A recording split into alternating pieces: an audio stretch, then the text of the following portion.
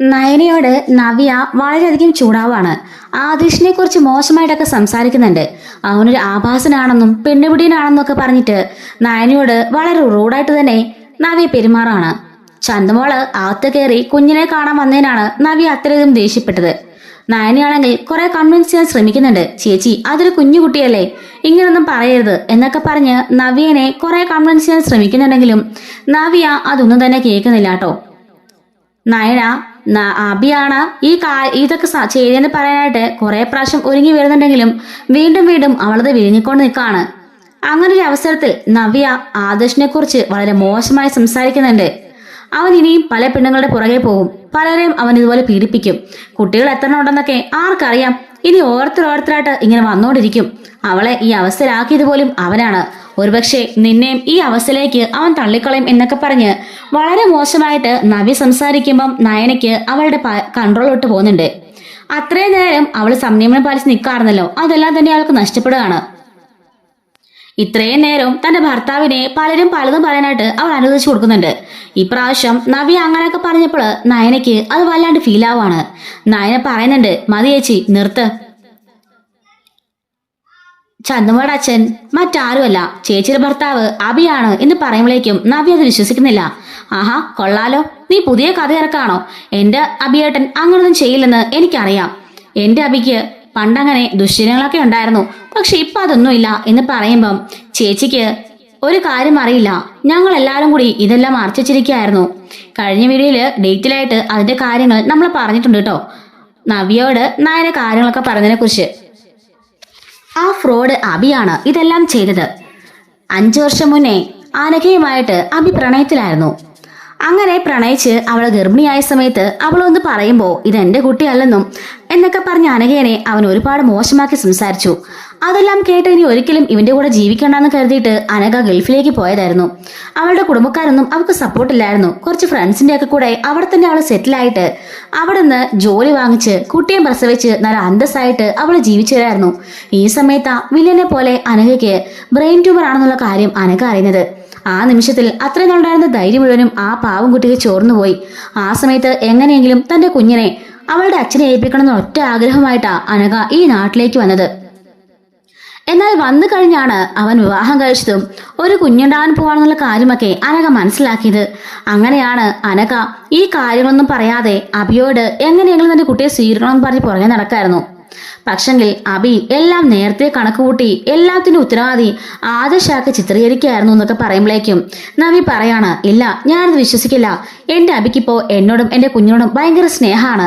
നിന്റെ ഭർത്താവിനെ തെറ്റിമറക്കാനായിട്ട് നീ ഇങ്ങനൊന്നും പറയണ്ട എന്നൊക്കെ പറയുന്നുണ്ട് കേട്ടോ. നയന പറയാണ്, അല്ലേച്ചി ഞാൻ പറഞ്ഞത് സത്യമാണ്. അഭിയാണ് ഇതിന്റെ എല്ലാം കാരണക്കാരൻ, അല്ലാതെ ആദർശേട്ടനല്ല. നവ്യേച്ചിയും കുഞ്ഞും സത്യങ്ങൾ അറിഞ്ഞ ഈ വീട്ടിൽ നിന്ന് പോകുന്ന പേടിച്ച് മുത്തശ്ശനും മുത്തശ്ശിയും അമ്മയും അതുപോലെ ആദർശേട്ടനും എല്ലാവരും മറച്ചു വെക്കായിരുന്നു. അനിക്കും ജയച്ചനും അതുപോലെ ചെറിയച്ചനും എല്ലാവർക്കും ഈ കാര്യങ്ങൾ അറിയാം. നവ്യേച്ചി ആരുടെണെങ്കിലും ചോദിച്ചു നോക്കിക്കോ. അഭിയെ കാണിക്കുന്ന അഭിനയൊക്കെ കാണുമ്പോഴേ ഞങ്ങൾക്കെല്ലാം ചിരി വരികയാണ് ചെയ്യാറുള്ളത്. എല്ലാവരുടെ മുമ്പിൽ അവനത് പെർഫെക്റ്റ് ആയിട്ട് അഭിനയിച്ച് മെഴുകുന്നത്. പക്ഷെ ഞങ്ങൾക്ക് എല്ലാവർക്കും സത്യങ്ങൾ അറിയാൻ ചേച്ചി എന്നൊക്കെ പറഞ്ഞ് നയന പറയുമ്പോ, ഇല്ല നയന ഞാനത് വിശ്വസിക്കില്ല എന്നും പറഞ്ഞ് പൊട്ടിക്കരയുകയാണ് നവ്യ. അങ്ങനെ നയന മുറിയിലേക്ക് പോയിട്ട് കബോർഡിൽ നിന്നും DNA റിസൾട്ട് എടുത്തുകൊണ്ട് വന്ന് നവ്യയുടെ കയ്യിൽ കൊടുക്കുന്നുണ്ട്. ചേച്ചിക്ക് ഞാൻ പറഞ്ഞത് വിശ്വാസമില്ലെങ്കിൽ ദാ ഇത് നോക്കിക്കോ. അന്ന് ചേച്ചി കുഞ്ഞിനെയും കൊണ്ട് ഇങ്ങോട്ടേക്ക് കയറി വന്നില്ലേ, അന്ന് തന്നെ DNA ടെസ്റ്റിന്റെ റിസൾട്ട് ആദർശന്റെ കയ്യിൽ കിട്ടിയതാ. ദാ ഇത് നോക്ക്, ചേച്ചിക്ക് കാര്യങ്ങളെല്ലാം മനസ്സിലാവും എന്ന് പറയുന്നുണ്ട്. അങ്ങനെ നവ്യ ആണെങ്കിൽ ആ DNA റിസൾട്ട് നോക്കുന്നുണ്ട്. അതിൽ കൃത്യമായിട്ട് ചന്ദമോടെ അച്ഛൻ അഭിയാണെന്നുള്ളത് എഴുതിയിട്ടുണ്ട് കേട്ടോ. അത് കാണുമ്പം ചങ്ക് പൊട്ടി പോവാണ് നമ്മുടെ നവ്യയുടെ. അവൾക്ക് മനസ്സിലാകുന്നുണ്ട് ഇതിന്റെ എല്ലാം കാരണക്കാരൻ അഭിയാണെന്ന്. അതുകൊണ്ട് തന്നെ അവൾക്ക് വല്ലാണ്ട് വിഷമം വരുന്നുണ്ട്. തകർന്നു പോയി അവൾ ആ കട്ടിലിൽ ഇരിക്കുകയാണ്. ഉടനെ നയന വന്ന് സമാധാനിപ്പിക്കുന്നുണ്ട്. ചേച്ചിയുടെ വിഷമം കാണാതിരിക്കാൻ വേണ്ടിട്ടാ ഞങ്ങൾ സത്യങ്ങളൊന്നും പറയാതിരുന്നത്. അഭിയാണ് ഇതിന്റെ പിന്നിലെന്ന് അറിഞ്ഞതിന് മുമ്പേ ഞാനും ആദിശേട്ടനെ സംശയിച്ചിരുന്നു. എങ്കിലും സാരയില്ല, ആദിശേട്ടന്റെ തെറ്റുപറ്റിപ്പോയി. അത് സാറിലുമാരെ സഹിക്കാനും ക്ഷമിക്കാനും ഞാൻ തയ്യാറായിരുന്നു. അതുപോലെ ചേച്ചിയും തയ്യാറാവണമെന്ന് പറയുമ്പം നവ്യ പറയാണ്, ഇല്ല നയനെ, നിന്നെ പോലെ അത്രയ്ക്ക് വിശാല മനസ്കതയൊന്നും എനിക്കില്ല. ഞാനോട് ക്ഷമിക്കാനും പോകുന്നില്ല. അവൻ ചെയ്ത തെറ്റ് ഒരിക്കലും ഒരിക്കലും ഞാൻ പൊറുക്കില്ല നയനെ എന്ന് പറയുമ്പോൾ ചേച്ചി എനിക്ക് വേണ്ടി പ്ലീസ്, നമ്മുടെ കുഞ്ഞിന് വേണ്ടി, ആ കുഞ്ഞിനോട് ചേച്ചി ഇപ്പോൾ ഇവിടുന്ന് ഇറങ്ങിപ്പോയാൽ അത് ശരിയാവില്ലെന്ന് പറയുമ്പോൾ നവി ചോദിക്കാണ്, അല്ല നയനെ ഞാൻ ഇതിന് ഇറങ്ങിപ്പോണ്ട കാര്യം എന്താ? തെറ്റ് ചെയ്തത് അബിയല്ലേ, അതിന് ഞാൻ ഇവിടുന്ന് പോകേണ്ട കാര്യമുണ്ടോ? അല്ലെങ്കിൽ തന്നെ അബി വീട്ടിലെ പയ്യനല്ല, വലിഞ്ഞു കയറി വന്നവനാ അവൻ. പിന്നെ അവന്റെ ഭാര്യയാണ് ഞാൻ, ശരിയാ. പക്ഷേ അനന്തപുരം തറവാട്ടിലെ മൂത്തമുത്തശ്ശൻ എന്നെ മരുമകളായിട്ട് സ്വീകരിച്ചു കഴിഞ്ഞു. അതുകൊണ്ട് ഇനിയിപ്പോ ആര് പറഞ്ഞാലും എനിക്കിവിടുന്ന് പോകേണ്ട കാര്യമില്ല. എന്റെ മോൻ ഈ തറവാട്ടിലെ കൊച്ചുമോനാ, അതെനിക്കറിയാം. അതുകൊണ്ട് ഞാൻ ഇവിടുന്ന് പോയില്ല. പോകാൻ പോകുന്നതേ ആ അബിയായിരിക്കും എന്നും പറഞ്ഞ് വീണ്ടും കരയുകയാണ് നവ്യ. നയനെ പറയുന്നുണ്ട്, അമ്മയോടും അച്ഛനോടൊക്കെ ഞാനത് പറയാനിരിക്കായിരുന്നു. പക്ഷെങ്കിൽ ഇപ്പൊ അവര് ചേച്ചിയുടെ ജീവിതം നന്നായി നോർത്ത് ഒരുപാട് സന്തോഷിക്കുന്നുണ്ട്.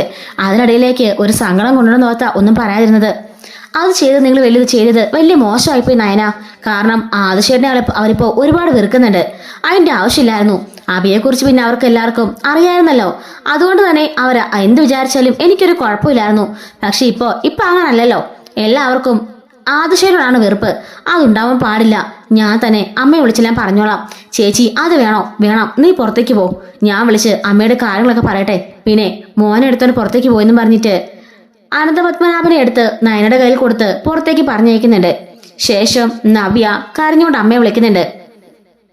അമ്മ ചോദിക്കാണ്, ആ നവ്യ മോൾ എന്തെടുക്ക എന്നൊക്കെ ചോദിക്കുമ്പോഴേക്കും അമ്മയെന്ന് പറഞ്ഞ് പൊട്ടിക്കരയാണ് നവ്യ. എന്താ മോളെ, എന്ത് പറ്റിയെന്ന് ചോദിക്കുമ്പം അമ്മേ എന്റെ ജീവിതം പോയമ്മേ, എല്ലാം അവസാനിച്ചു എന്ന് പറയുമ്പം എന്താ മോളെ, എന്താ കാര്യം എന്ന് ചോദിക്കാണ്. അമ്മേ ചന്ദ്രമോളുടെ അച്ഛൻ ആദർശേട്ടനല്ല അമ്മേ, അബിയാണെന്ന് പറയുമ്പോഴേക്കും കനൻ ചോദിക്കാണ്, എന്താ മോളെ ഞാൻ കേൾക്കുന്നേ, എന്തൊക്കെയാ മോളെ പറഞ്ഞ് ചോദിക്കുമ്പം അതെ അമ്മേ എല്ലാം സത്യമാണെന്ന് പറയുമ്പം ഗോവിന്ദൻ ചോദിക്കാണ്, എന്താ കനകെ ആരാ ഫോണില് എന്ത് പറ്റും ചോദിക്കാണ്. നവ്യ മോളെ വിളിച്ചത് നിങ്ങൾ തന്നെ ചോദിക്കുന്നു പറഞ്ഞ് കരഞ്ഞുകൊണ്ട് ഗോവിന്ദന്റെ കയ്യിൽ കൊടുക്കാണ്. എന്താ മോളെ നവ്യെ, എന്താ കാര്യം? അച്ഛാ അബി അച്ഛ തെറ്റ് ചെയ്തത്. അനഘയുമായി ബന്ധമുണ്ടായിരുന്നത് അബിക്ക. അനഘയുടെയും അബിയുടെയും കുഞ്ഞാച്ച ചന്തുമോളെന്ന് പറഞ്ഞിട്ട് അവൾ പൊട്ടിക്കരയുന്നുണ്ട്. എന്താ ഞാൻ കേൾക്കുന്നേ? അപ്പൊ ആദർശാണെന്ന് എല്ലാവരും പറഞ്ഞതോ?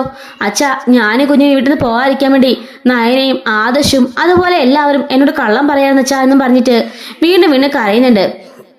ഇത് കേൾക്കുമ്പോ കനകയ്ക്കും ഗോവിന്ദനും എന്ത് ചെയ്യണമെന്ന് അറിയില്ല കേട്ടോ. കനക പറയാണ്, എങ്കിലും എന്റെ പൊന്നു മോളെ ആദർശിനെ ഞങ്ങളെല്ലാം ഒരുപാട് കുറ്റം പറഞ്ഞു. ഇവിടെ വന്നപ്പോൾ പോലും ഞങ്ങളൊരു ബഹുമാനം കൊടുത്തില്ല. ആദർശിന്റെ അമ്മയും ഇങ്ങോട്ടേക്ക് വന്നിരുന്നു. ആ സമയത്ത് ഞങ്ങൾ ഒരു ബഹുമാനം കാണിച്ചില്ല. അവരെ ഇവിടുന്ന് അപമാനിച്ച് പുറത്താക്കായിരുന്നു. ഇതൊക്കെ നയനമൊക്കെ ഒരു വാക്ക് മുമ്പേ പറഞ്ഞിടാന്ന് ചോദിക്കാണ്. അമ്മേ എന്റെ ജീവിതത്തെ ഓർത്താ നയനയും ആദർശേട്ടും ഒന്നും പറയാതിരുന്നത്. ഇവിടെ ജയച്ചനും ചെറിയച്ഛനും അതുപോലെ ദേവയാനി അമ്മായിക്കും ബാക്കി എല്ലാവർക്കും മുത്തശ്ശനും മുത്തശ്ശിക്കും ഒക്കെ കാര്യങ്ങൾ അറിയാം. അറിയാത്തത് ഇവിടെ എന്റെ അമ്മായിമ്മയ്ക്കും ആ ചെറിയമ്മയ്ക്കും അനാമയ്ക്കും മാത്രമാണെന്ന് പറഞ്ഞ് അവള് കരയുന്നുണ്ട്. ഇപ്പോ ഞാൻ ചന്തുമോളെ വഴക്ക് പറഞ്ഞു. അങ്ങനെ ആദർശേട്ടനെ കുറെ കുറ്റം പറഞ്ഞപ്പോഴാ നയന എന്നോട് സത്യങ്ങളെല്ലാം വെളിപ്പെടുത്തുന്നത്. അതുവരേക്കും നയന എന്നോടൊന്നും പറഞ്ഞില്ലാമേ, ഞാനൊന്നും അറിഞ്ഞില്ല എന്നൊക്കെ പറഞ്ഞ് നവ്യ വീണ്ടും പൊട്ടിക്കരയുന്നുണ്ട്. മോള് സമാധാനിക്കും മോളെ, അബിയുടെ സ്വഭാവം ഇതാണെന്ന് മോക്കറിയാലോ. സാരയില്ല, മോള് ക്ഷമിക്കെന്ന് പറയുമ്പം ഇല്ലമ്മേ ഞാൻ ക്ഷമിക്കില്ല. ഞാൻ ഞാനോട് പറഞ്ഞു കഴിഞ്ഞു. ഈ വീട്ടിൽ നിന്ന് ഞാൻ പുറത്തു പോകുന്ന എന്തിനാ? ഞാൻ പോകുന്നും കരുതിയിട്ടാണല്ലോ മുത്തശ്ശനൊക്കെ ഈ കാര്യം മറച്ചത്. ഇവിടുന്ന് പുറത്തു പോകേണ്ടതേ ആ അബിയ. അവന്റെ സ്വഭാവമാണ് കൊള്ളത്തില്ലാത്തത്. അതുകൊണ്ട് തന്നെ അബി ഇവിടുന്ന് പുറത്തു പോമേ. എത്രയും പെട്ടെന്ന് നിങ്ങൾ രണ്ടുപേരും ഇങ്ങോട്ടേക്ക് വരണം. വന്നിട്ട് ഈ കാര്യമൊക്കെ ഒരു തീരുമാനം ഉണ്ടാക്കണം. അബി ഒരു നിമിഷം പോലും ഇവിടെ ഉണ്ടായിരിക്കാൻ പാടില്ല. എനിക്ക് ജീവിക്കാൻ ഇവിടെ ബാക്കി എല്ലാവരും ഉണ്ട്. എനിക്കത് മതി. എന്റെ മോനും ഉണ്ട്.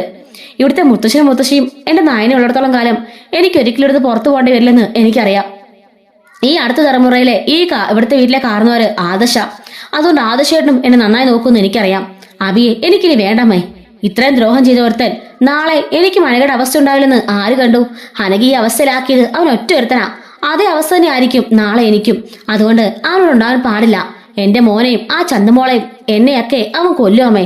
അതിനു മുമ്പേ നിങ്ങളൊന്ന് എന്തെങ്കിലും തീരുമാനം ഉണ്ടാക്കണമെന്നും നവി പറയുന്നുണ്ട്. ശരി മോളെ, അച്ഛനമ്മയും ഇപ്പൊ തന്നെ വരാമെന്ന് പറഞ്ഞിട്ട് അവരും വരുന്നുണ്ട്. അങ്ങനെ അവിടെ വലിയൊരു സംഘർഷം ഉണ്ടാകാൻ പോവാണ് കേട്ടോ. അപ്പൊ അതിന്റെ ഒരു സ്റ്റോറി നമ്മൾ അടുത്തൊരു ചർച്ച ചെയ്യുന്നതായിരിക്കും. മിസ്സാതിരിക്കാൻ ചാനൽ സബ്സ്ക്രൈബ് ചെയ്ത് സപ്പോർട്ട് ചെയ്യണേ. Thanks for watching.